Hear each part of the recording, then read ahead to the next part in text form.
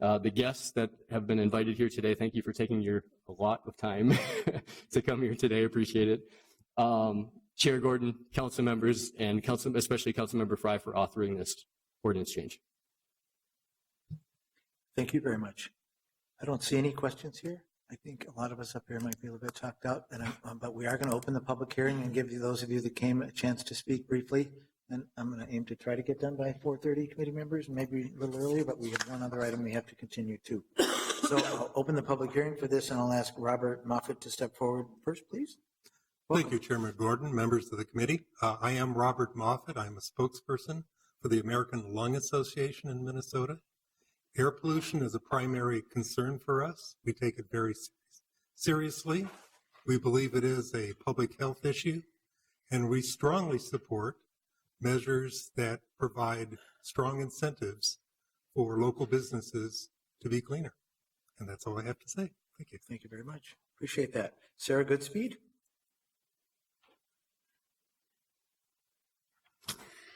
Well, good afternoon, Chair Gordon and the rest of the committee. My name is Sarah Goodspeed. I'm a policy analyst with the Center for Earth, Energy, and Democracy based here in Minneapolis. We're a regional organization that focuses on policy research and education around comprehensively improving the environmental health of our most overburdened communities.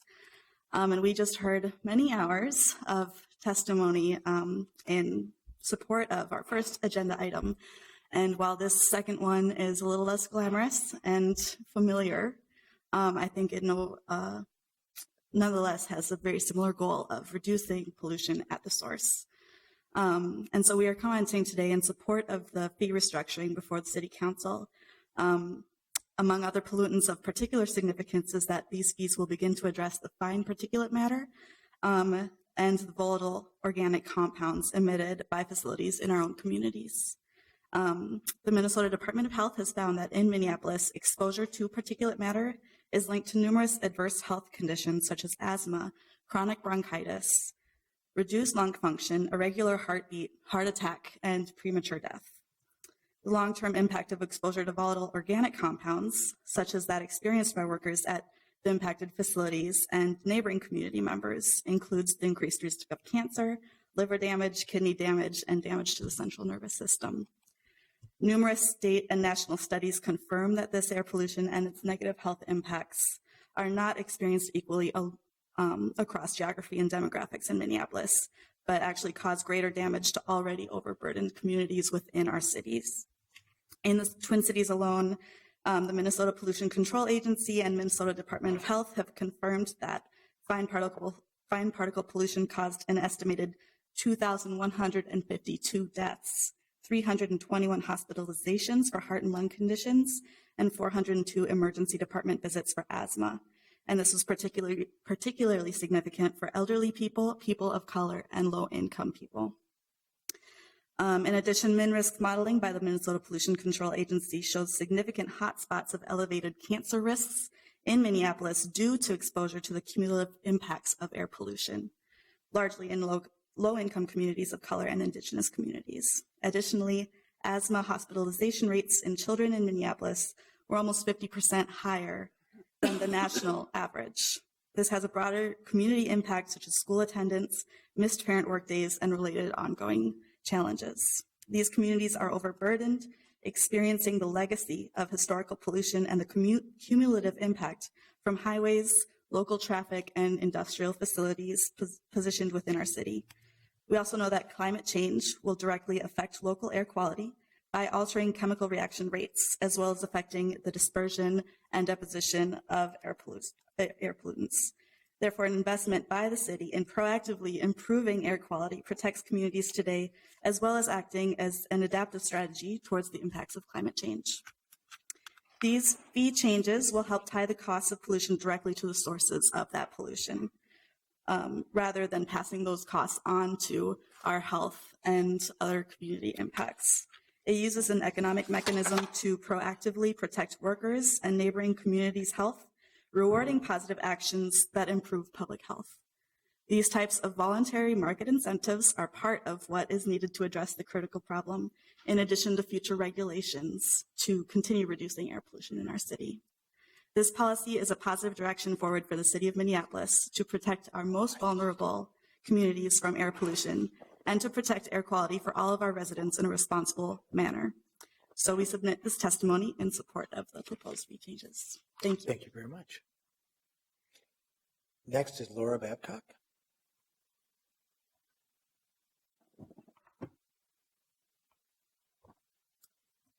Good afternoon, Good Chairman afternoon. and council members. My name is Laura Babcock, and I am the director of the Minnesota Technical Assistance Program at the University of Minnesota. MNTAP is a 100% grant-funded program at the University of Minnesota School of Public Health in the Division of Environmental Health Sciences. Our mission is to provide no-cost technical assistance to help Minnesota businesses to identify and implement cost-effective strategies for pollution prevention, energy efficiency, water conservation. All of these things, when combined, generally provide the business with additional benefits of cost savings. In my role at MNTAP, I have seen that business owners and managers generally want to reduce waste in their operations. And waste, one of those forms of waste is what we tend to emit into the air. Unfortunately, business owners are very, very busy, or fortunately, they're very, very busy running their businesses and have very little time or staff to identify, test, and implement source reduction options on their own. The program that is being proposed by the City of Minneapolis is proactive in that it encourages links to external technical assistance resources and adds a very positive reinforcement for source reduction opportunities and implementation of those opportunities to ultimately reduce emissions across the entire city and ultimately the state and serve as a model for our state. Thank you very much. Thank you very much. Next speaker listed is Carol Hughes.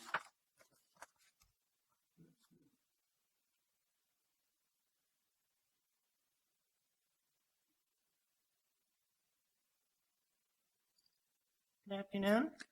Good afternoon. Thank you for staying so long. Okay, my name is Carol Hughes, and I own Alpha Engineering. It's a very small company. We do a lot of repair work, dies, axle repairs, stuff like that. And we have been listed as a #1 since the inception of these programs. And I guess I'm just feeling a little anxious, because the restrictions and the changes are confusing in some ways, but it also puts a lot of stress on the people who are running the business, like me.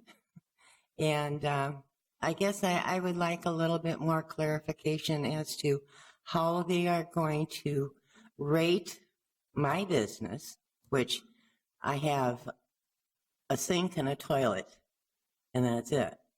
So, I don't know exactly how that rate is going to change. And I would really like to have a little bit more information on that. So, thank you very much, and I'm totally confused on the plastic bags. Well, thank you very much. And if you have, I'm assuming you haven't had an opportunity to sit down with staff and kind of discuss your particular property, and maybe you could actually do so before you leave today, because we have. Okay, well, can we make sure somebody talks to her afterwards? Thank you so much. So, or now if she has to leave. And last is Alan Campbell.